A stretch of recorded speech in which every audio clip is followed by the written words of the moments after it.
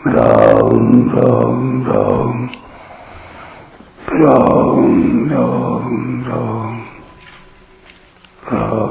राम राम नारायण नारायण। संबंध। पूर्व श्लोक में वह तत्व न सत कहा जा सकता है न असत, ऐसा कहकर ज्ञेय तत्व का निर्गुण निराकार रूप से वर्णन किया। अब आगे के 13वें श्लोक में उसी ज्ञेय तत्व का सगुण निराकार रूप से वर्णन करते हैं। सर्वतः पाणिपादं तत् सर्वतोक्षि शिरोमुखम् सर्वतः श्रुतिमल्लोके सर्वमावृत्य तिष्ठति। वे परमात्मा सब जगह हाथों और पैरों वाले, सब जगह नेत्रों, सिरों और मुखों वाले तथा सब जगह कानों वाले हैं।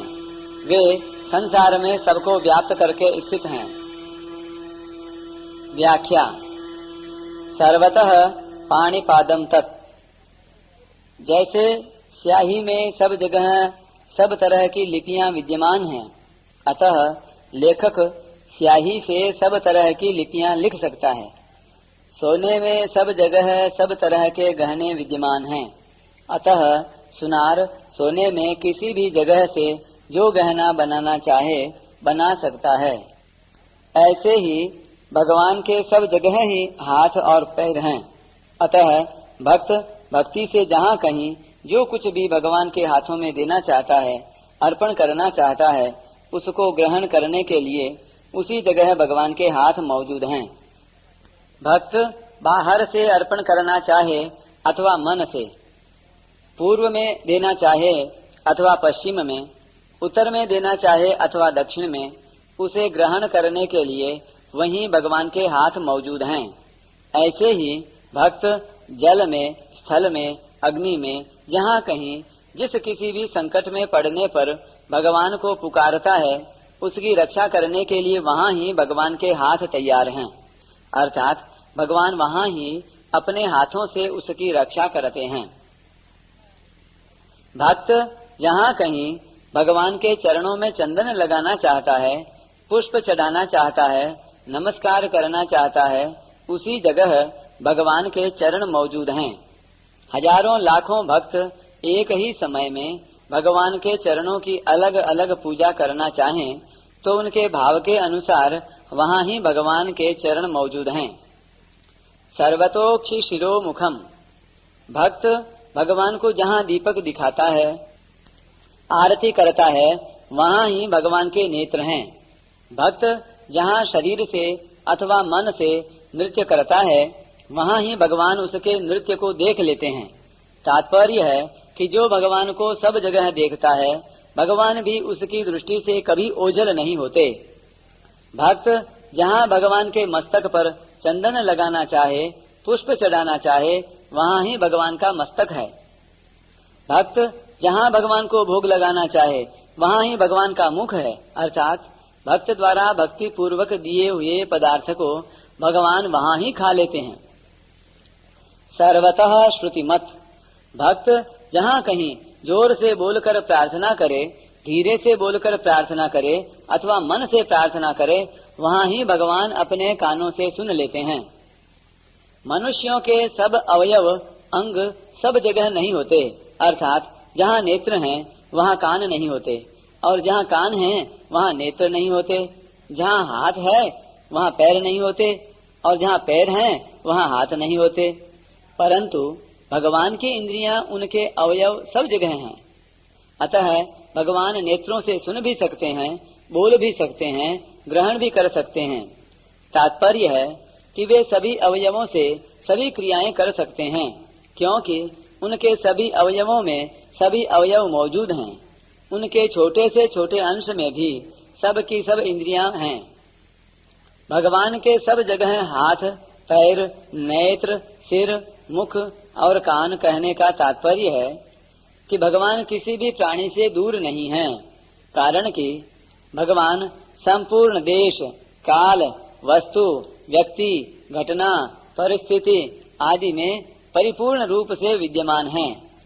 संतों ने कहा है, चहु दिशि आरती चहु दिशि पूजा, चहु दिशि राम और नहीं दूजा। संसारी आदमी को जैसे बाहर भीतर ऊपर नीचे सब जगह संसार ही संसार दिखता है, संसार के सिवाय दूसरा कुछ दिखता ही नहीं।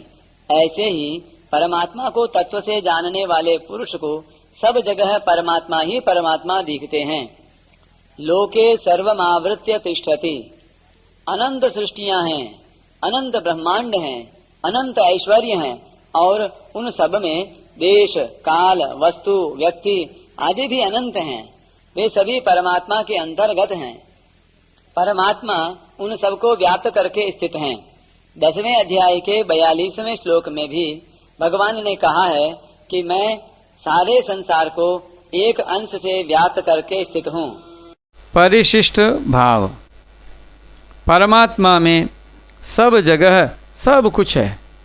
जैसे कलम और स्याही में किस जगह कौन सी लिपि नहीं है। जानकार आदमी उस एक ही कलम और स्याही से अनेक लिपियां लिख देता है। सोने की डली में किस जगह कौन सा गहना नहीं है। सुनार उस एक डली में से कड़ा कंठी हार नथ आदि अनेक गहने निकाल लेता है। इसी तरह लोहे में किस जगह कौन सा औजार अथवा अस्त्र शस्त्र नहीं है। मिट्टी और पत्थर में किस जगह कौन सी मूर्ति नहीं है। ऐसे ही परमात्मा में किस जगह क्या नहीं है। परमात्मा से ही यह सब सृष्टि पैदा हुई है, उसी में स्थित रहती है और अंत में उसी में लीन हो जाती है।